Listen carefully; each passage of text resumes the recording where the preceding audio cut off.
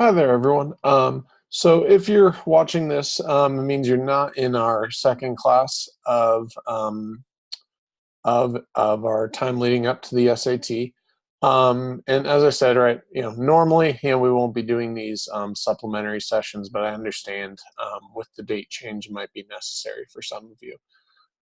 So as we go through today, basically, we're going to cover all the same material that's going to be covered in class tonight. That means that we're going to be focusing on the writing session, the writing section of things. I'm going to begin with going over just some of the general grammar rules to kind of recap them. Most of them you're going to be familiar with, having worked on them in school, throughout your whole school careers. But it's a good reminder of especially some that are less common.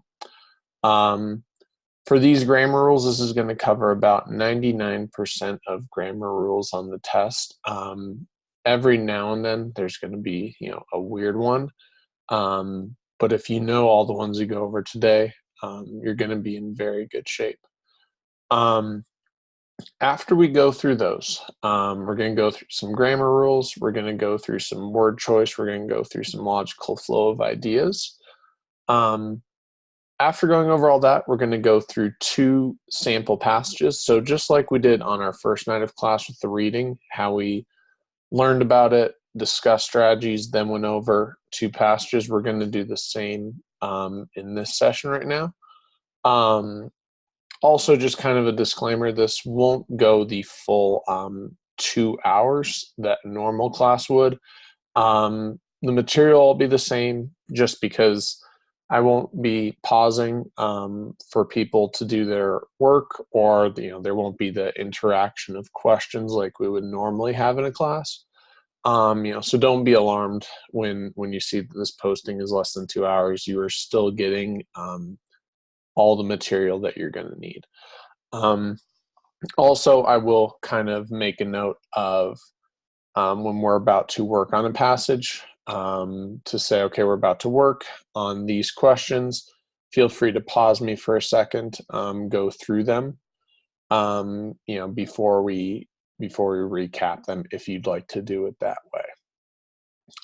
With that being said, though, let's start to get into the content of things. So one of the biggest things with the writing section is going to be punctuation. Now, we're going to go through a couple different forms of punctuation, starting with the most common one, the comma. Now, normally in class, we'd have kind of like a little bit of a brainstorming session between everyone of figuring out different ways that you use it and whatnot. For this instruction right here, I'm just going to go through, that list that we create.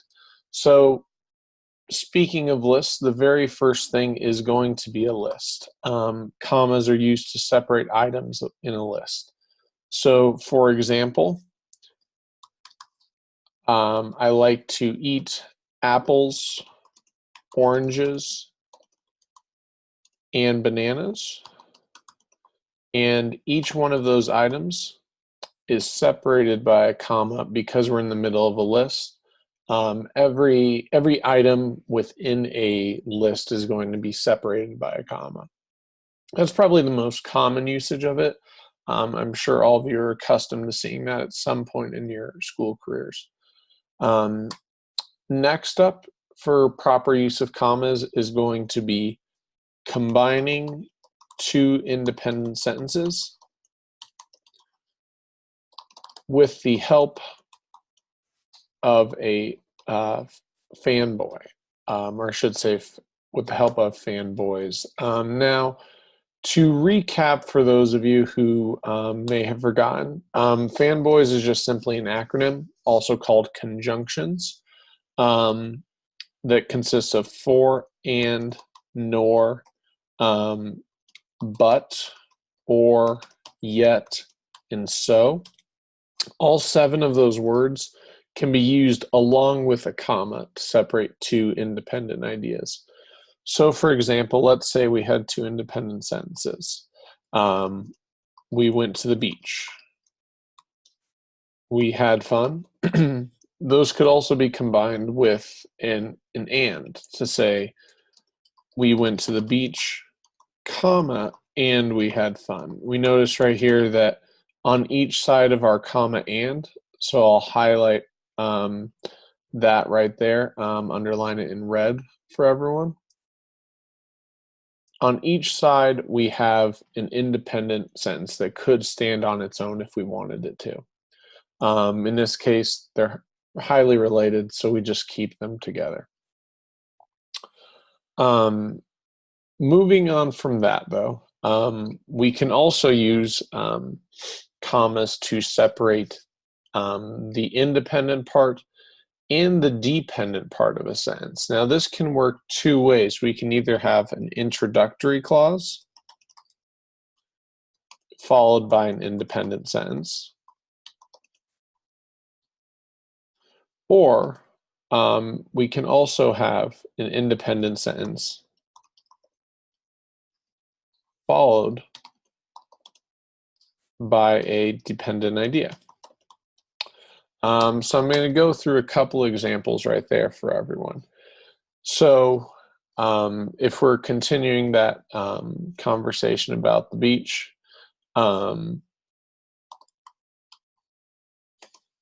however, comma, so however is just an introductory clause. However, we had to pause the fun for a little when it rained.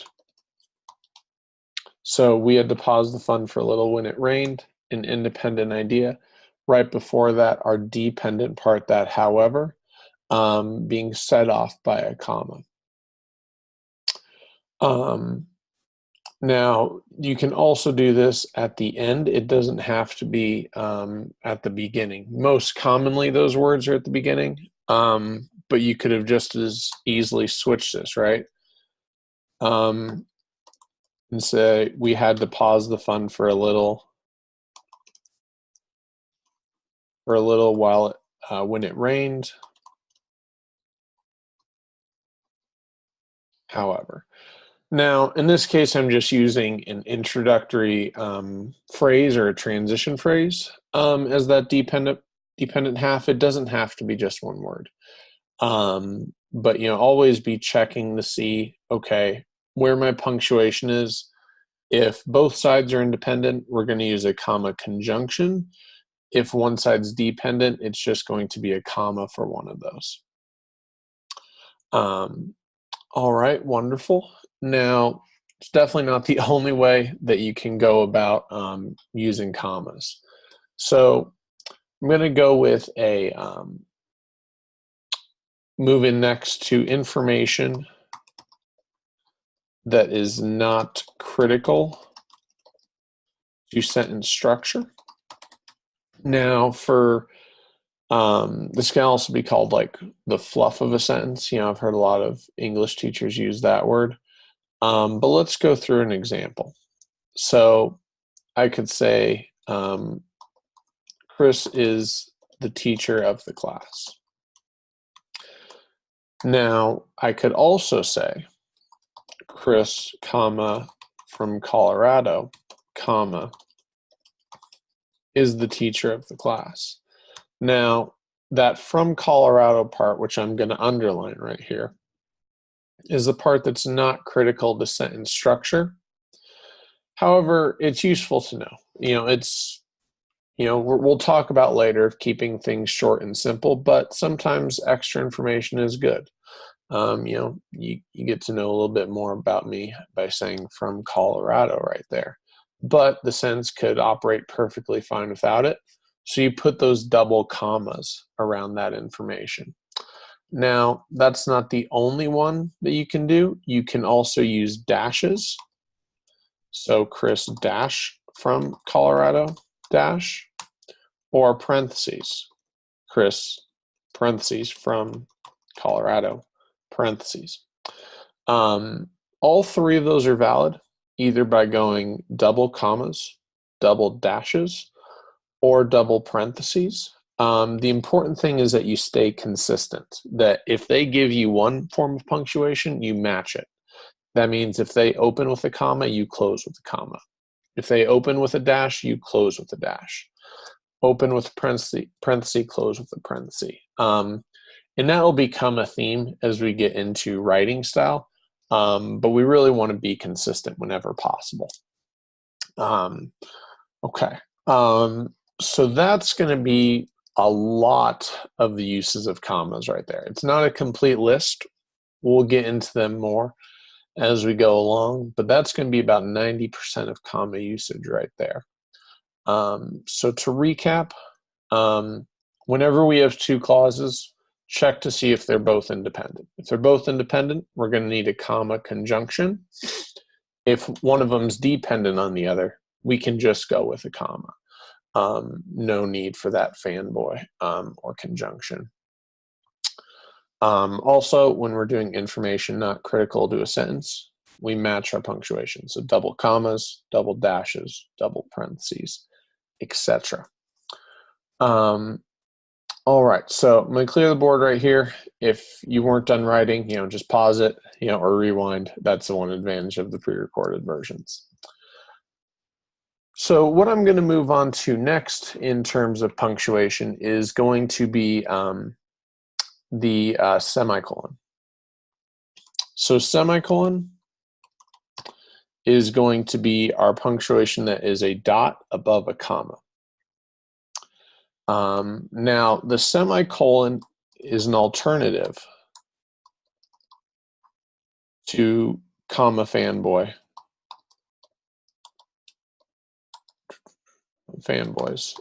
when combining two independent ideas. So in going back to the last text, how we had done, we went to the beach, comma, and we had fun. This could also apply and do the same thing, but with a semicolon.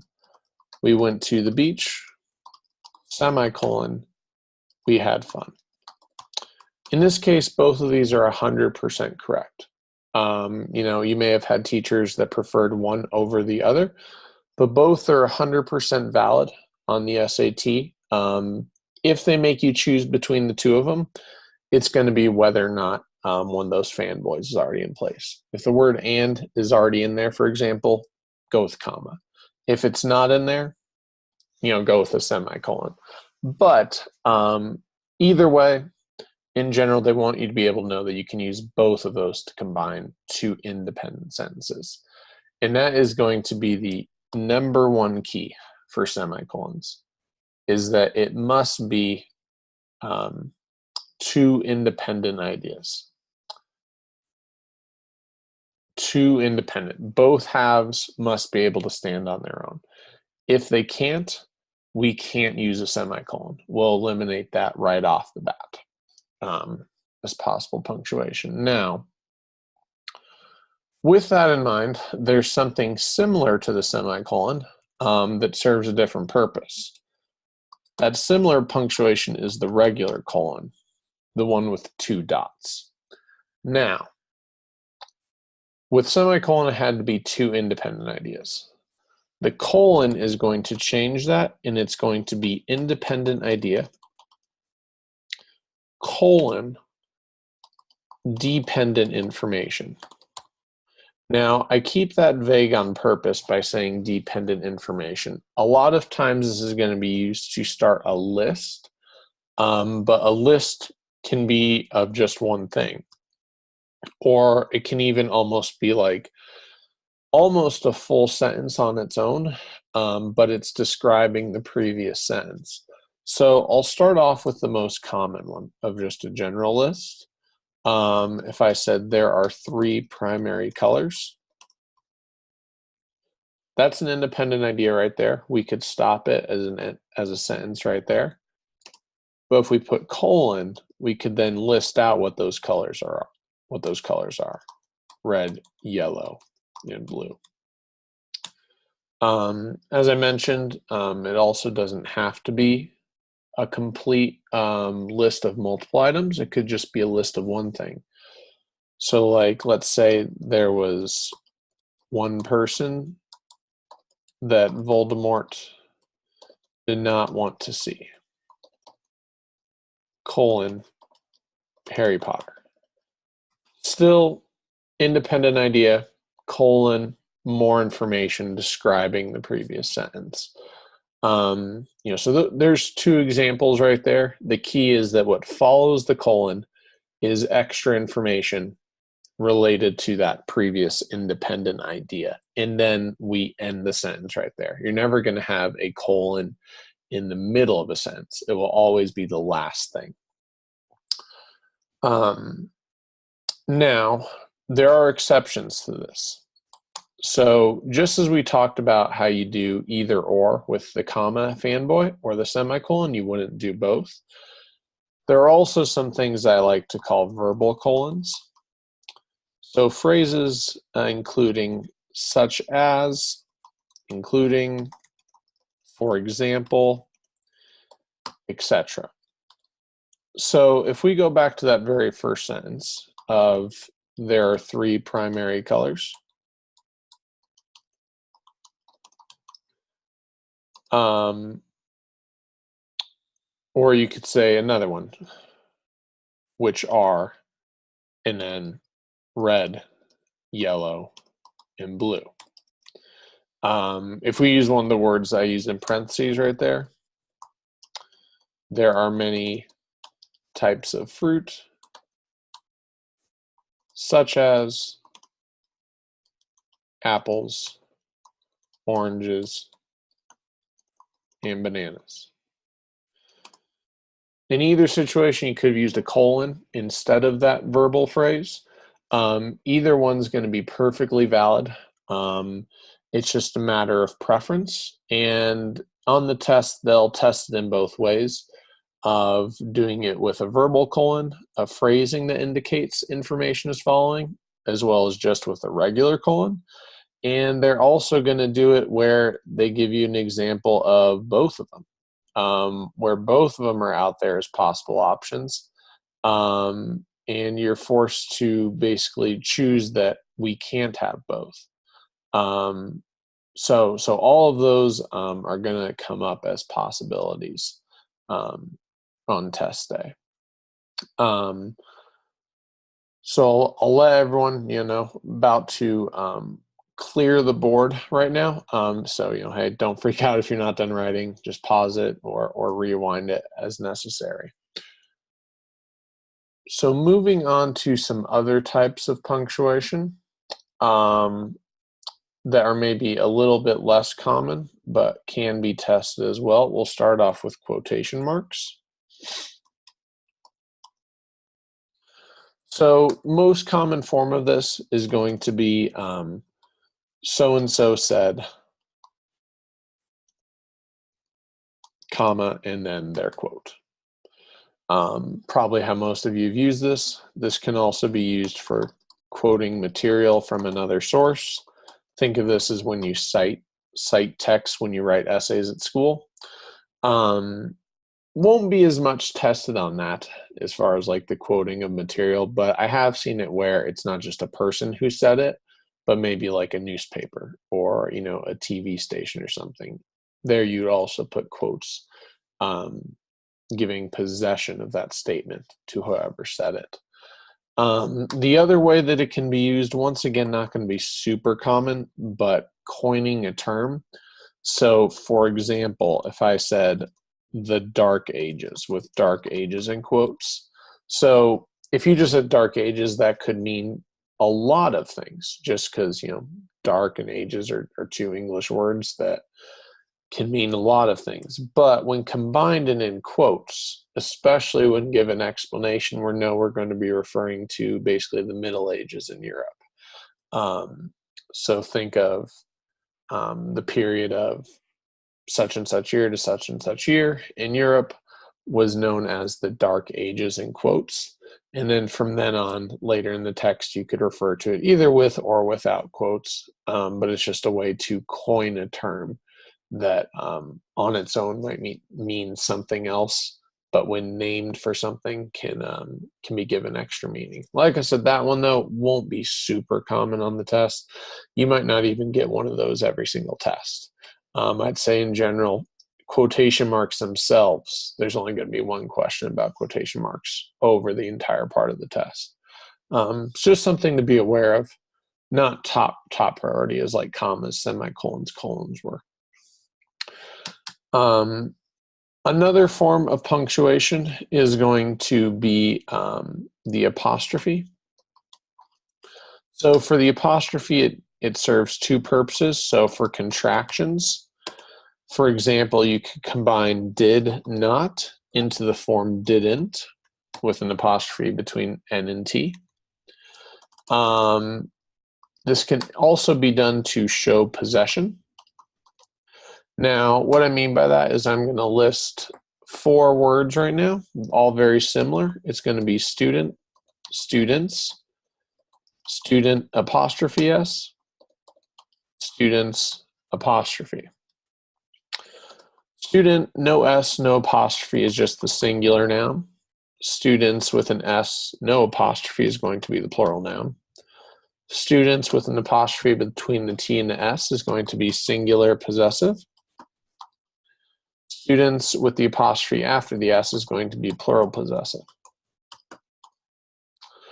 So there's just kind of like an example illustrating those 4 forms, but in that case, we can use it to show possession with the apostrophe. Now, the one weird one of that is going to be the 2 its. So ITS versus IT apostrophe S. 2 things that can easily get confused. But ITS is going to be it is possessing, whereas IT apostrophe S is going to be the contraction it is. So it's something important to remember on that. Something that will come up. They like to test that, as well as some other commonly confused words. So, for example, accept ACCEPT versus accept EXCEPT. They sound the exact same when you say them. They're called homonyms. Accept is basically to receive something, whereas accept with an E is to exclude something. So with those right there, that's just one example. I'm actually going to be distributing a list to everyone via the email chain of some nice vocabulary of commonly confused words, as well as vocabulary to know for the reading portion. And there's going to be a lot on there. So if that's something that you struggle with, the list I'll be distributing to everyone will be a huge lifesaver for you. But just, always be on the lookout for those of words that, sound the same, spelled very similar, like the 3 theirs is very common. All that, affect, effect, but all of those will be on the list that I'll be distributing to everyone. Okay, so once again, I'm about to clear the board and move on to our next topic.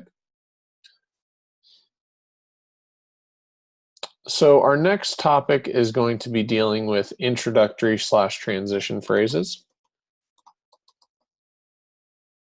Now, I brought up the example already of where we had that introductory clause, comma, the rest of our sentence. For this one, there's a bunch of them that we could think of. I'm just going to list out some ones for argument's sake. So we could say that in addition, however, therefore, thus, moreover. So there's just like 5 right there that all mean different things. I'll throw on the other hand in there as well. This is not a complete list by any means, but just looking to jumpstart your brain on things. So like, in addition, saying you said one thing, you're going to say another thing on the same topic. However, showing contrast. Therefore, thus, both show cause and effect. Moreover, very similar to in addition, continuing your flow of ideas. On the other hand, kind of similar to however. Now, these are going to be very common on the writing section because they'll give you 2 sentences or a full paragraph, but 2 sentences in particular, and have you pick which one of these that you need to choose.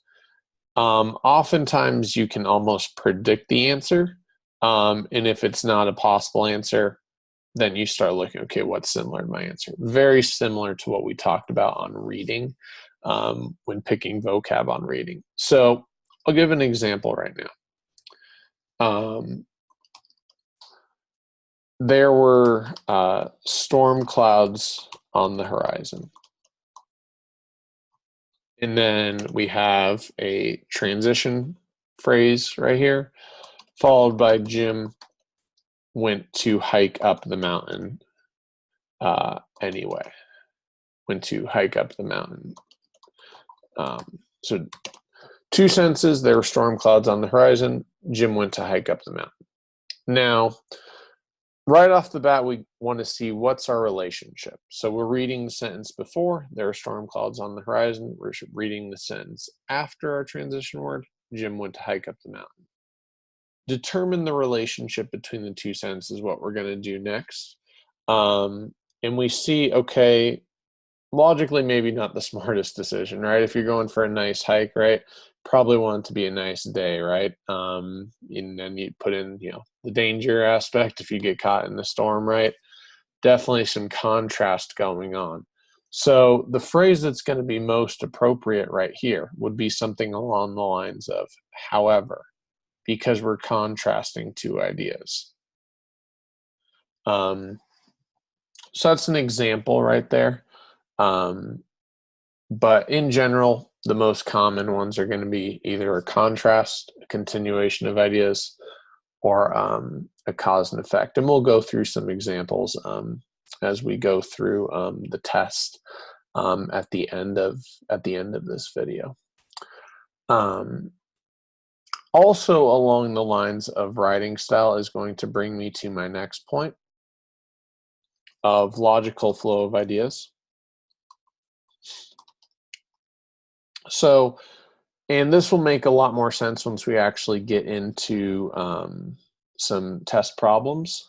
But what we're looking at with logical flow of ideas is going to be sometimes sentences are written in a way or a paragraph is structured in a way that dictates what must follow. So for example, a lot of times when dealing with a problem solution is that you'll talk about a problem for maybe 2 or 3 sentences, then the solution.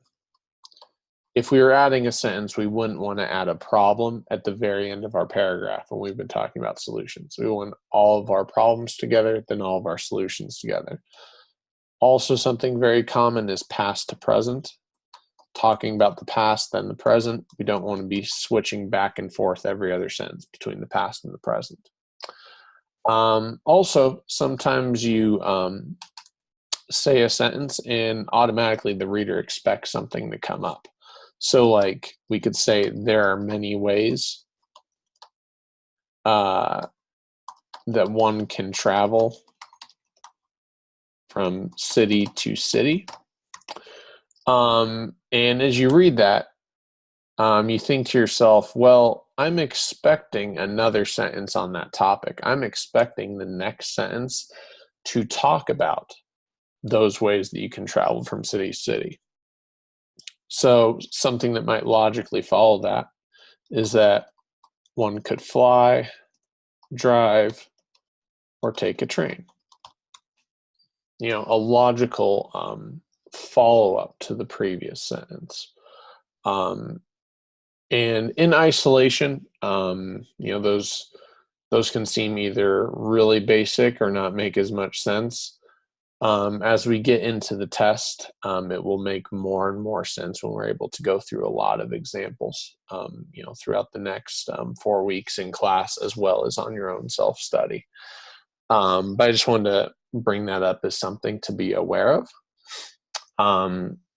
The other things with writing style is going to be putting emphasis on the important things. So what that means is that In an ideal situation, and the test doesn't always do this when they're trying to trick you, but when you're trying to present the most clear sentence, you want to follow it that the subject should be early. Next should be the verb. And then least important will be other details / the object, etc. Now, for that, I'm going to give 2 examples because on the surface that might not make the most sense. Let's say if we had a sentence such as, the ball was kicked by the boy. It's grammatically valid.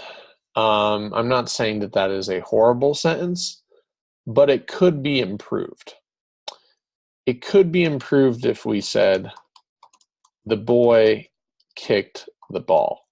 This one's a little bit better because we highlight our subject at the beginning, the subject being the boy. And then, hold on. All right, everything is all right now. So the boy is our subject. It's going first, followed by the action of kicking, and then extra information of the ball. The other version is also valid. It just doesn't place as much importance on the boy and the action of kicking. It puts more emphasis on the ball, which we want to avoid. Like I said, it's not necessarily horrible, but when given the preference between the two, we want to order it that way. Also, and I'll put this off to the side right here, is that when in doubt, we want to keep things simple. That means use everyday language, which is kind of ironic because, as we know already, the test likes to use language that isn't everyday. But as writers, we want to use everyday language. If we have the option to correct the sentence to use everyday language, we should, while also maintaining the tone of the passage. So that means that if we're talking in a formal essay, we're not going to want to use slang or various phrases. We're going to want to instead say something formal, but also common and straightforward. So a great example, and it'll be on the test, but let's say if we had the choice of choosing between legal issues, law troubles,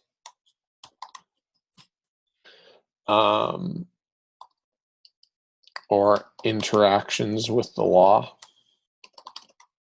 So if we look at this, law troubles is not going to be that formal of a phrase. So we would eliminate that right off the bat. And then we're looking at legal issues, interactions with the law. Both are formal, but now we pick the one that's going to be most straightforward and gets to the point. Legal issues is going to be our right answer right there. It's formal, but also everyday language, short, simple.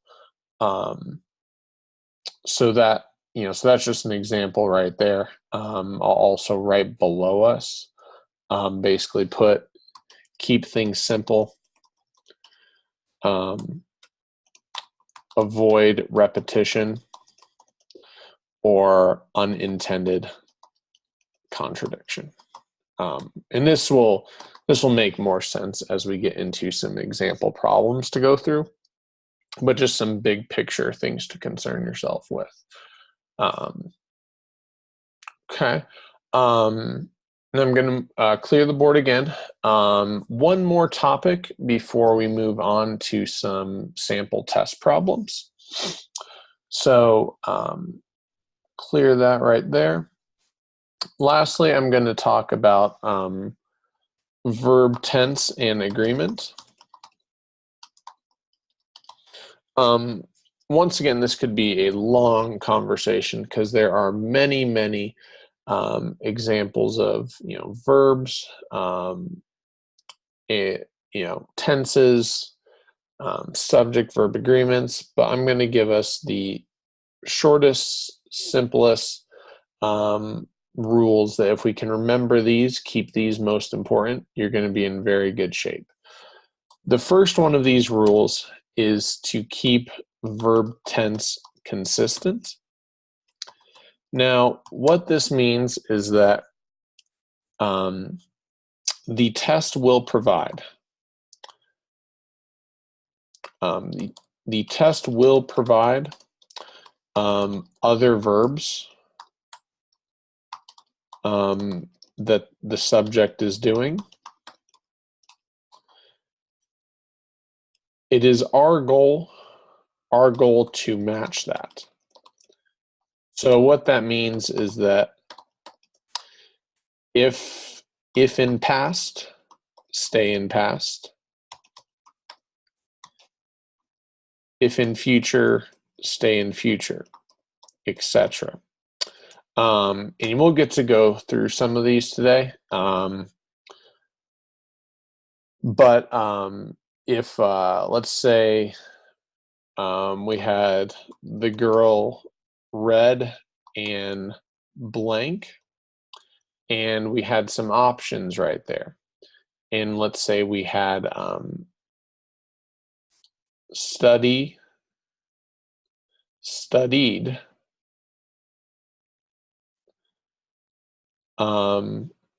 studying, and will study. So in this case, and this one's a little bit more straightforward than you might see on the test, but we look at our other verb.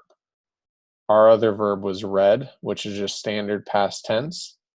So the one that is also standard past tense is studied. The girl read and studied. Both of those in past tense, we use the clues around us to help us. Now, similar to that is that we also sometimes deal with singular and plural verbs. Now, what I mean by that is that we could have the girl studies if we're in present tense, or the girls, plural, study. So always be on the lookout for singular plural agreement with your subjects and verbs. You know, if you're ever stuck, just think to yourself, like if it's not, you know, a human doing the action, just try to put it in pronoun form, right? So if we just stay on the study one, right, we could say, I study, you study, he, she, it studies, we study, they study. You know, it's kind of similar to, like, for those of you who've taken foreign language, like when you do verb conjugations in Spanish. Very similar to that. Basically identify what your pronoun is for the context, and then match up the appropriate verb tense accordingly. So both for past, present, future, but also as well as singular, plural. All right, so what I'm going to do right now is that I'll leave the board up here. Most likely we will not be using it, but just in case, I would like to illustrate something. Instead, what we're going to be doing is that I'd like everyone to open up test number 1. Now, this is the same test that we used on the first night of class. I also emailed out a link to everyone in our opening syllabus information. So please open that up right now. And as you're doing that, I'll have everyone scroll down to the writing section, which begins on page 18. So the format of the writing section is as follows. You're going to have 4 passages. Each of them consists of 11 questions.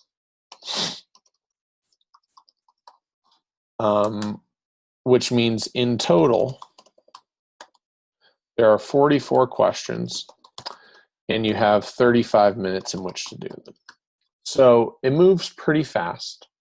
You know, if you break that down mathematically, it's technically 8:45 per passage. And for those of you that have, extended time, adjust that accordingly, multiply by 1.5 or 2, depending on what you have. But as you're studying, just kind of think of a general cutoff as 9 minutes. It rounds up, it's an even number.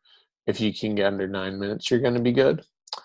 Now, with that in mind, is that you have to know that some questions will take longer than others. We've talked about some different elements so far, but anything that's just standard grammar and punctuation, those are going to be your quickest ones. You just have to recognize what they're testing and answer it. You don't have time to be flip-flopping back and forth on what you think it's going to be. You just have to say, okay, here's the rule I see. I'm going to follow that rule. Get me this answer. The ones that are going to take medium time are going to be word choice / transition phrases. The reason that these are going to be medium is that you aren't just looking at that one sentence. You're looking at the sentence before, the sentence after. The ones that will take the longest are going to be writing style. So think paragraphs. Also, what's going to fall into this is add or delete a sentence. Where you have to give a reason for adding or deleting. But writing style with the paragraphs, those are going to take the longest. So, it's not a situation where every question has to be under a minute.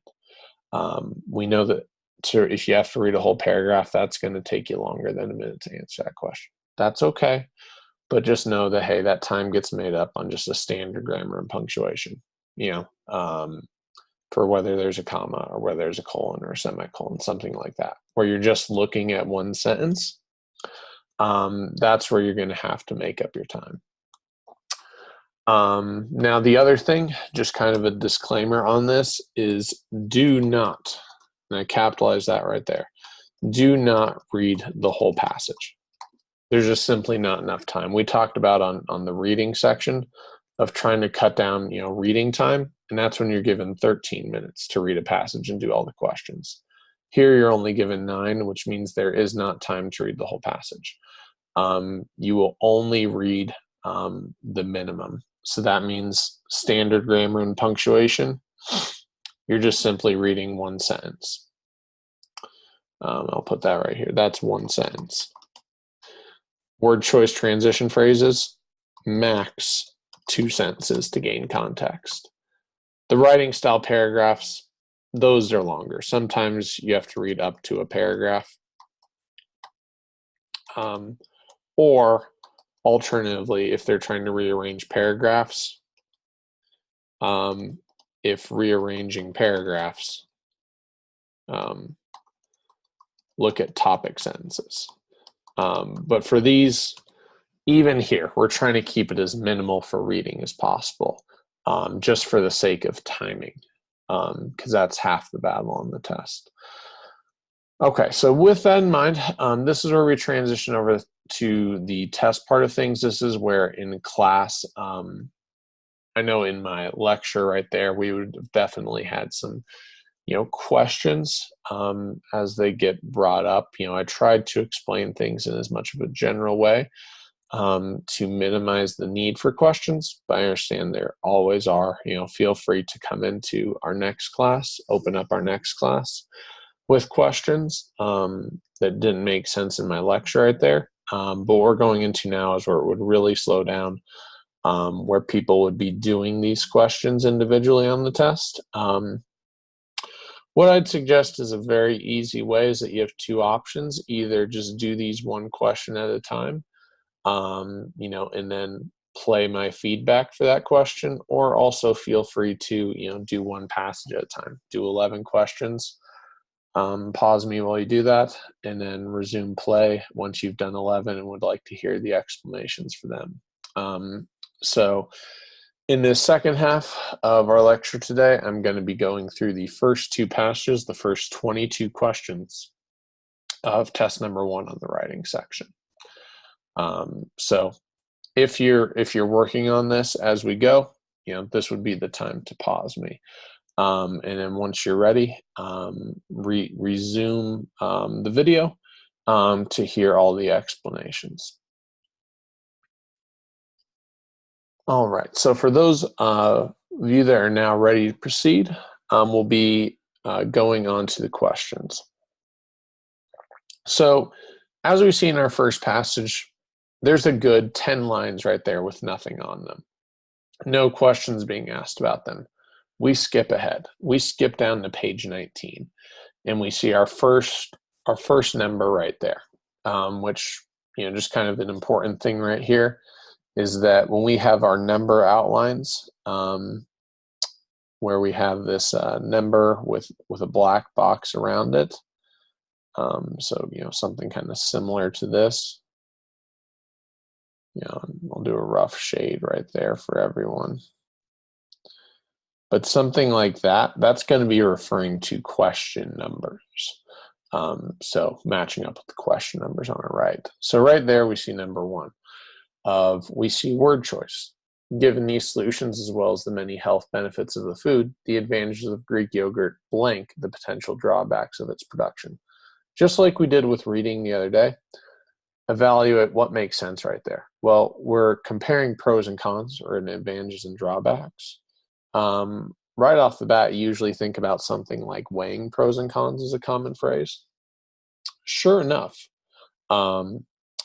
we see right there that D, outweigh, definitely is that right there.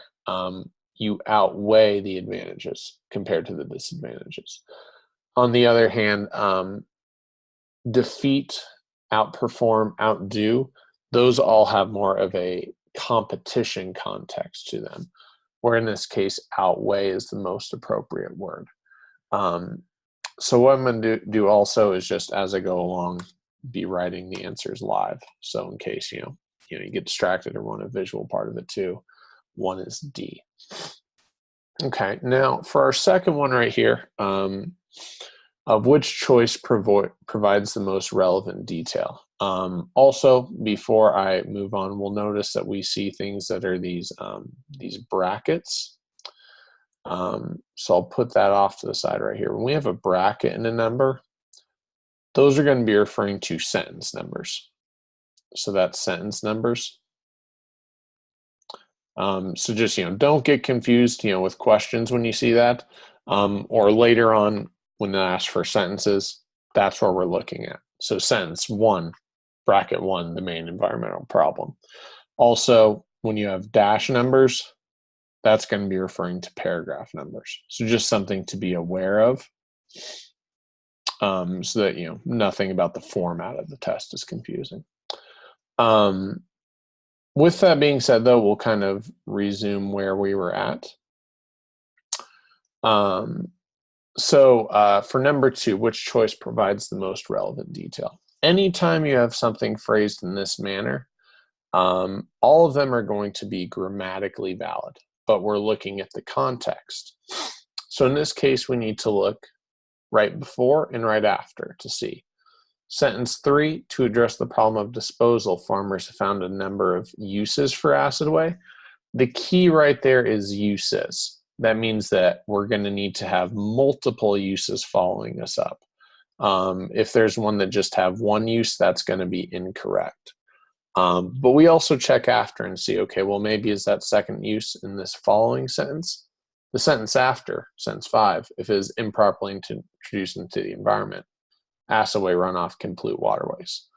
Well, we see that both of our uses must be in sentence 4. As it currently stands, they can add it to livestock feed as a protein supplement, and people can make their own Greek-style yogurt at home by straining regular yogurt. That's not right, because the second one is not a use of acid whey. C, same thing. While sweet whey is not acid whey. It's unrelated.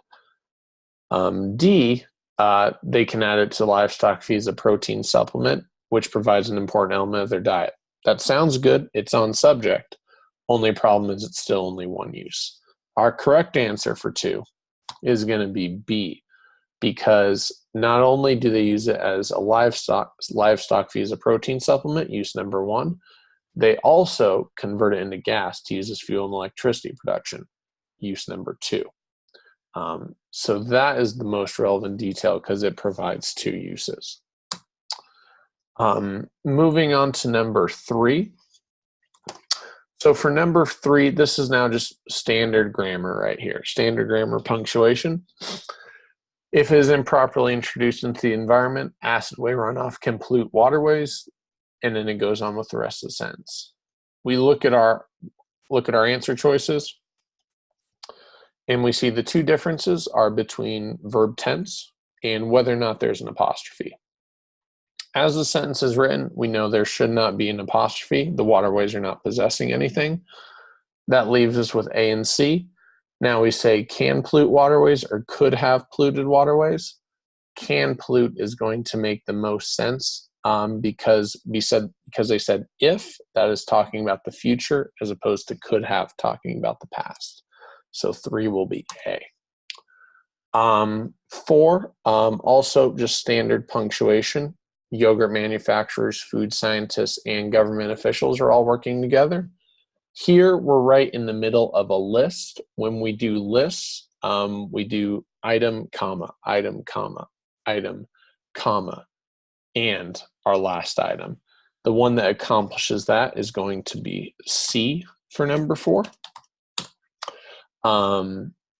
Number 5, to make this paragraph most logical, sentence 5 should be placed. Okay, so first, this is our hard ones, right? This is the one that's going to take a little bit more time. First off, we want to look at sentence 5. If it is improperly introduced into the environment, acid way runoff can pollute waterways, depleting the oxygen content of streams and rivers as it decomposes. Right here, this looks to be a problem right here, something that's bad. And now as we look back up at things, sentence 1, the main environmental problem is the creation of acid way. So talking about problems in the beginning. 2, it requires up to 4 times more milk to make than conventional yogurt does. It produces large amounts of acid way, which is difficult to dispose of. More about the problem. 3, to address the problem of disposal, farmers have found a number of uses. This is where we start transitioning into solutions. Sentence 4, we talked about the 2 solutions. Sentence 6, all those people are also working together to develop additional solutions. So we see our flow: problems at the beginning, solutions at the end. Because sentence 5 is a problem, it needs to be moved to earlier, and it's going to be most appropriate to move it after sentence 2. Sentence 1 and 2 are problems, or leading up to the problem. Sentence 5 is the crux of the problem, and then from there, after that, after sentence 2, we then transition into the solutions. So it makes sense to move it up there. Problem number 6, as we go next. So the writer is considering deleting the underlined sentence. Should the writer do this? Our sentence being, though these conservation methods can be costly and time-consuming, they're well worth the effort. Now, this isn't something that I brought up in my initial talk at the beginning class, but it is highly important. Anytime we're asked a keep delete situation, we want to completely ignore the yes no part of things. So, and I know that sounds a little weird because you're like, well, isn't that very important? The yes no, it is. However, we can think of probably 5 or 10 reasons for yes for why that sentence should be there, and 5 or 10 reasons for why that sentence should not be there. They're all a valid reason, and that's what's tricky about writing, is that there are multiple correct ways to write. However, on the SAT, on this section, not the essay, but on this section, there is only one right answer for the writing section. So to address that, only one of the reasons will be valid. So that's why we ignore the yes, no, and jump straight to the reasons. So if we do that, we look at all our reasons, starting with A. It does not provide a transition from the previous paragraph. Well, we check back to the previous paragraph. That was one that was talking about conservation methods, finding the solutions for acid weigh. So that doesn't seem to make sense, because it definitely is transitioning. Because now in this paragraph, we start to talk about why Greek yogurt is so good, why you would put up with all that. So that's not it. B, it fails to support the main argument of the passages introduced in the first paragraph. No, because as mentioned, we were talking about conservation. This continues that. C, it continues the explanation of how acid weigh can be disposed of safely. No, because the rest of this paragraph is why Greek yogurt is good, not about its disposal. D, it sets up the argument in the paragraph for the benefits of Greek yogurt. Yes, this one is true. This one is our right answer, because we were talking about dealing with acid weigh. Now we're talking about why it's even worth putting up with it, why we make it in the first place. So the reasons are what is going to dictate it, because sometimes if your personal bias creeps in, you're like, I don't like that sentence. You have a different reason for why it should be deleted that's not listed. You're biased to pick A or B, even though their reasons don't work. All right. All right, for number 7 now. Just looking at word choice. Our best answer is going to be B, as. Now, the simply thing is that all these words are similar. They just mean slightly different things. So serves to be a digestive aid, meaning like it is becoming it. Serves as a digestive aid, playing the role of it, like a digestive aid, not a digestive aid, but similar for a digestive aid, serving something else that is the digestive aid. In this case, as playing the role of is the most appropriate one.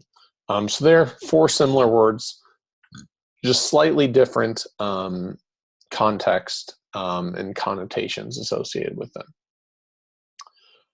Okay, 8. Another one just kind of more standard, straightforward, and it contains few calories. Well, as we see right here, the verb tense is good. It should have contains with it. So that's appropriate. Now, the other one that has that verb option is going to be C. So you have to decide, and it contains and contains. Which one of those is better? When we look back, we see that it was already used to begin our list, right? When they say Greek yogurt to be a healthy food, it is an excellent source of calcium protein. We haven't had any subject change since then, and we don't need to repeat our pronoun, so we can just simply say contains. Going back to shorter and simpler is better. 9, we're looking at a transition word. So we look at sentence 1, or the sentence before our word. Greek yogurt is slightly lower in sugar and carbs than conventional yogurt is. Sentence 2, it is more concentrated. Greek yogurt contains slightly more protein per serving, thereby helping people stay satiated. So we look at our 2 right here. They're related to each other. They're not contrasting. There's not necessarily cause and effect. We're just listing out multiple reasons. So because we're doing that, also, or just keeping it how it is going to be the most appropriate one. Whereas in other words would be rephrasing the previous statement. Therefore would be saying cause and effect. For instance, would be an example for a bigger picture concept. 10, and a little bit tough formatting right here, going from page to page, but thereby helping people stay blank for longer periods of time. Going back to the reading vocab, right? Whenever we're doing word choice, pick our own word, then match it up accordingly so we're not tempted by false ones. If I was looking at that, dealing with hunger and not being hungry anymore, I would just say, stay full for longer periods of time. It's probably the best one to say, most common version of how to say it. Now that's not listed as an example. That's okay, because then we can evaluate all our ones. Now, I'll kind of, spoiler right here. Satiated will be the right answer because it means the same as full. However, you might not know that because satiated is not an everyday word, and that's okay because you can still use process of elimination to help yourself out. Because if we look at B, fulfilled, yes, that means being satisfied, but it's when you do something of accomplishment, right? So like, let's say when you get the score you want on the SAT, you will feel fulfilled because it's a sense of accomplishment. In general, unless you're like in the 4th of July hot dog eating contest, fulfilled doesn't apply to eating a meal.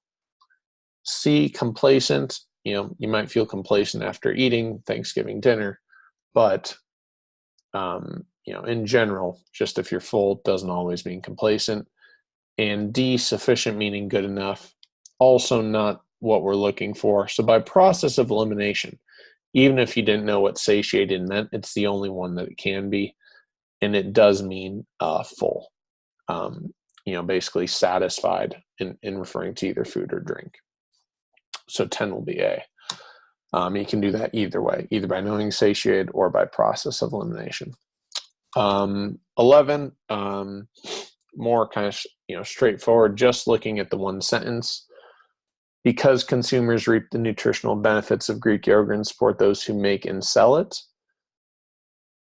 There's our dependent phrase right there. I kind of talked about how we'd go through some independent, dependent examples.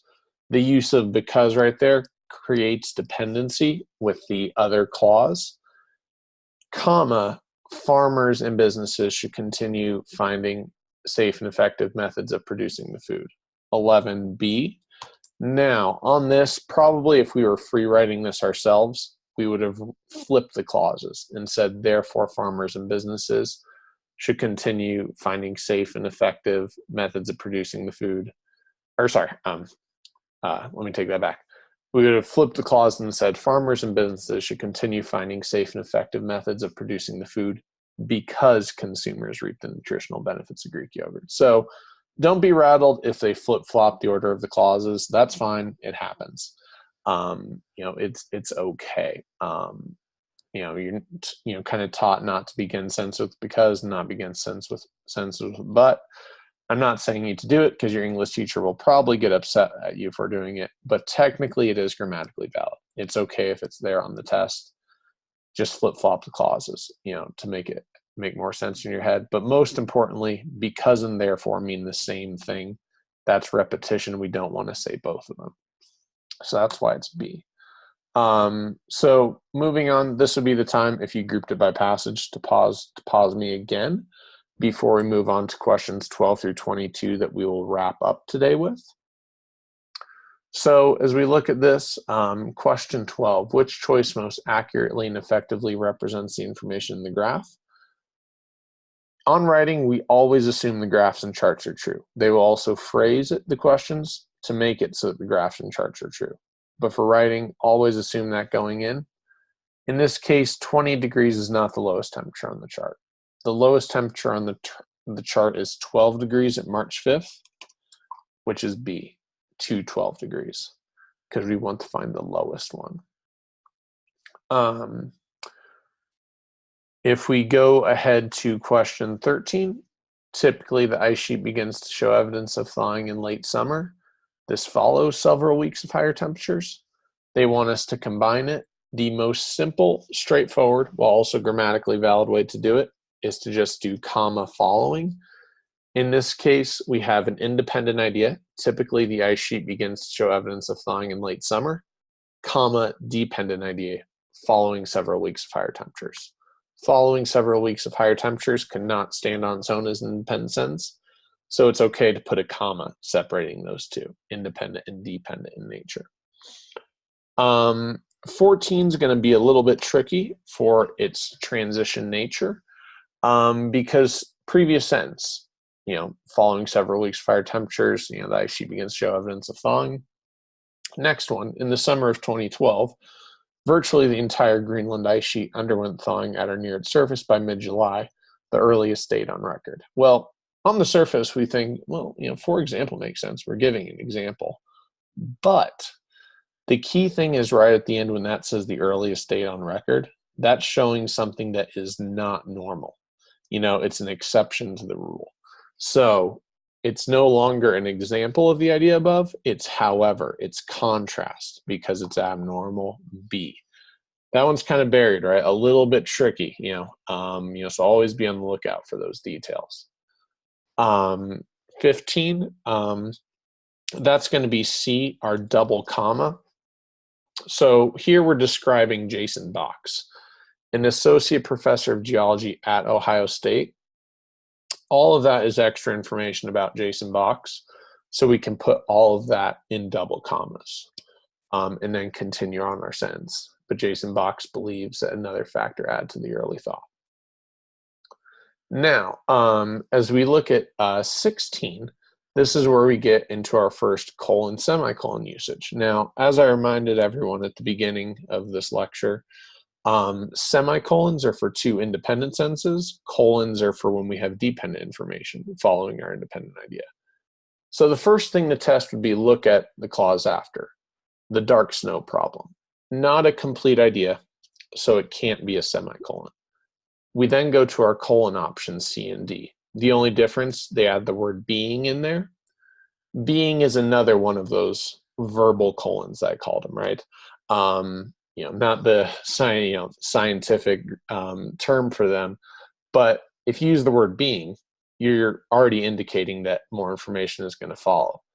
That's repetition. We don't normally like repetition on the writing section, so just saying colon, the dark snow problem, or C is going to be our right answer. As we go on to 17, this one's going to be tricky one right here. It's one of those where as you get used to the test, these become easier as you go along. When you first look at them, they can be hard at first, but we have two clauses separated by a comma. First clause, according to Box, tundra fires in 2012 from as far away as North America produced great amounts of soot. That right there is an independent idea as it stands. As a subject to verb, we're all good to go. Now it's comma, our second clause. That indicates that the second part of this must be dependent on the first. And as we look at it, some of it drifted over Greenland, giant plumes of smoke, and then fell as particles onto the ice sheet. We have a problem because by saying some of it, we've created another subject. We don't want to do that. We don't want a second independent sentence. Even if we did the second option, some soot drift over Greenland, same problem. Even if we delete it completely, some drifted over Greenland, still a subject because some could be a pronoun, just like you have somebody, something, some is the shortened version of that. So what we're left with is going to be C, some of which drifted over Greenland. And this is kind of something else to write down in your notes if you followed this far. Which, that, who, whom are all going to be dependency creating words. Which and that are going to be referring to inanimate objects, whereas who and whom are going to be referring to people. The only difference on who and whom, which I will put off to the side right here, is that who is going to refer to the subject of the sentence. Whom is going to refer to the object of the sentence. Now, to refresh on that, subject is performing the action, and object receives the action.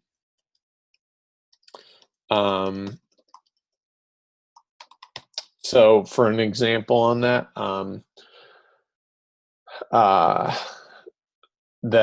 he yelled at his brother. So if I say he yelled at his brother,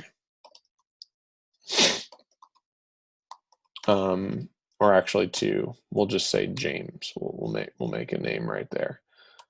So James yelled at his brother. In that case, James is the subject.